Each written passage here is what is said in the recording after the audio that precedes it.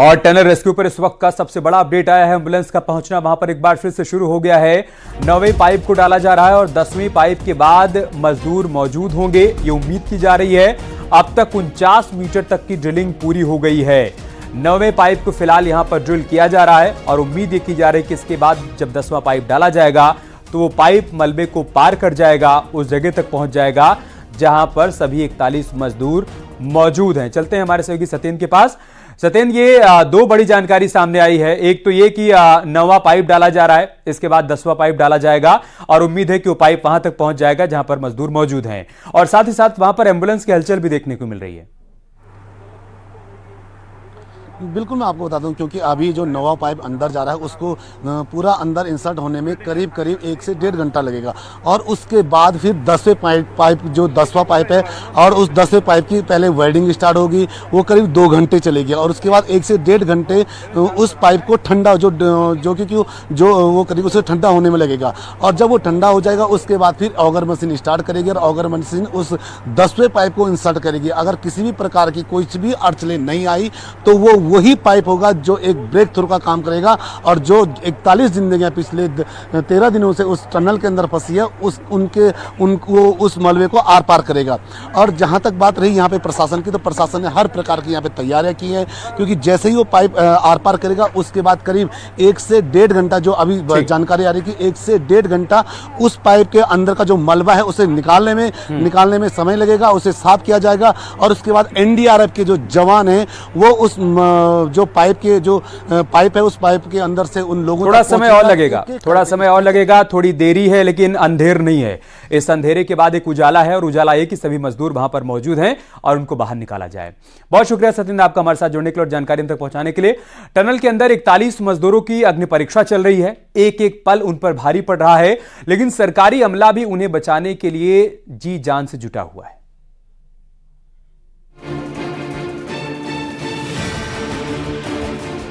12 नवंबर को दिवाली वाले दिन करीब सुबह 4 बजे टनल में मलबा गिर गया, जिसके बाद तो 41 मजदूर की जान पर बनाई। शुरू में 40 मजदूरों के होने की बात कही गई, लेकिन बाद में कंस्ट्रक्शन कंपनी ने 41 मजदूरों की बात बताई। मेन गेट से 200 मीटर अंदर तक भारी मात्रा में मलबा जमा हो गया। बचाव कार्य में एनडीआरएफ, आईटीबीपी और बीआरओ को लगाया गया। ऑगर मशीन से 15 मीटर तक मलबा हटाया गया। 13 नवंबर को शाम तक टनल के अंदर से 25 मीटर तक मिट्टी के अंदर पाइपलाइन डाली जाने लगी, लेकिन मलबा आने से 20 मीटर बाद ही काम रोकना पड़ा।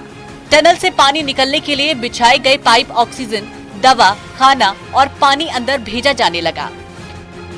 14 नवंबर के बाद जब 2 दिन बीत गए तो सबके हाथ पांव फूल गए। विदेशी एक्सपर्टों से रेस्क्यू के लिए बात की गई।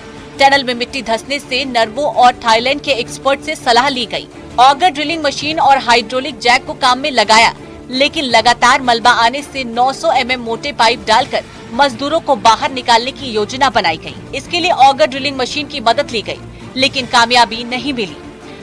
15 नवंबर को रेस्क्यू ऑपरेशन में ड्रिलिंग के दौरान ऑगर मशीन के कुछ पार्ट खराब हो गए, जिसके बाद बाहर दूसरे मजदूर और अंदर फंसे मजदूरों के परिजनों ने हंगामा कर दिया। रेस्क्यू के काम में आ रही देरी से नाराज थे।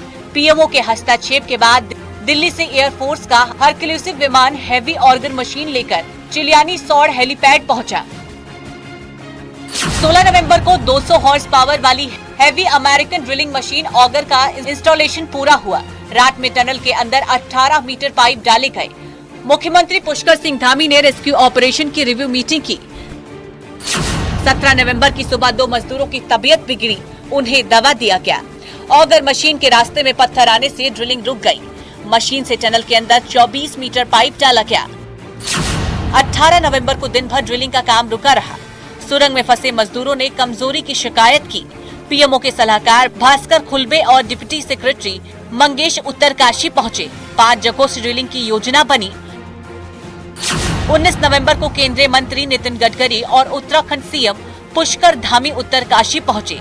रेस्क्यू ऑपरेशन का जायजा लिया और फंसे लोगों के परिजनों को आश्वासन दिया। शाम के समय में ड्रिलिंग दोबारा शुरू हुई। टनल में जहां से मलबा गिरा वहां से छोटा रोबोट भेजकर खाना भेजने का प्लान बना। 20 नवंबर को इंटरनेशनल टनलिंग एक्सपर्ट ऑर्नल डिक्स ने उत्तरकाशी पहुंचकर सर्वे किया और वर्टिकल ड्रिलिंग के लिए 2 एक्सपर्ट फाइनल किए। मजदूरों को खाना देने के लिए 6 इंच की पाइपलाइन डालने में सफलता मिली। 21 नवंबर को एंडोस्कोपी के जरिए कैमरा अंदर भेजा गया और फंसे हुए मजदूरों की तस्वीर पहली बार सामने आई। 6 इंच की नई पाइपलाइन के जरिए खाना पहुंचाने में सफलता मिली। ऑर्गन मशीन से ड्रिलिंग शुरू हुई। 22 नवंबर को मजदूरों को नाश्ता, खाना, लंच और डिनर भेजने में कामयाबी मिली। सिलक्यारा की तरफ से ऑर्गन मशीन से 15 मीटर से ज्यादा ड्रिलिंग की गई। सुरंग के बाहर 41 एम्बुलेंस मंगवाई गई। डॉक्टरों की टीम को टनल के पास तैनात किया गया। चिलियानी सौड़ में 41 बेड का हॉस्पिटल तैयार करवाया गया। 23 नवंबर को ऑर्गन मशीन में फिर दिक्कत आ गई। ड्रिलिंग के दौरान ऑर्गन मशीन का प्लेटफॉर्म धंस गया। इसके बाद ड्रिलिंग अगले दिन सुबह तक रोक दी गई। Bureau report, news 18।